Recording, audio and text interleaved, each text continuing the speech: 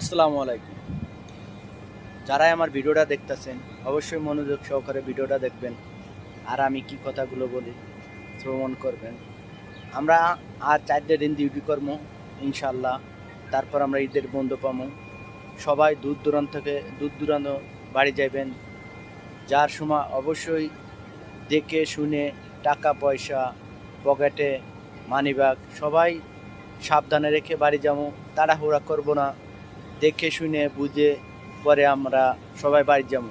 অন্তত বাটপা সিটার এদের থেকে আমরা দূরে থাকবো। ওদের যারা ওই যে কিছু কিছু বর্তমান বাড়াইছে আপনার ওই নাকে হুঙ্গায় মানুষ সব কিছু লয়ে যায়।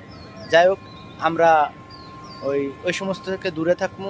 আর গাড়িতে সময় চড়বো সাবধানভাবে, সতর্কভাবে আমরা ইনশাল্লাহ চলার চেষ্টা করবো। এটাই।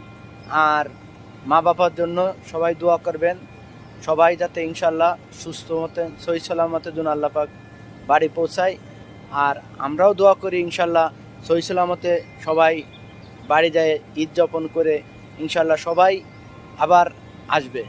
আমরা সবাই একত্রে আবার যেন মিলেমিশে সবাই একভাবে কাজ করতে পারি, এটাই আমার আশাবাদ ইনশাআল্লাহ। আসসালামু আলাইকুম।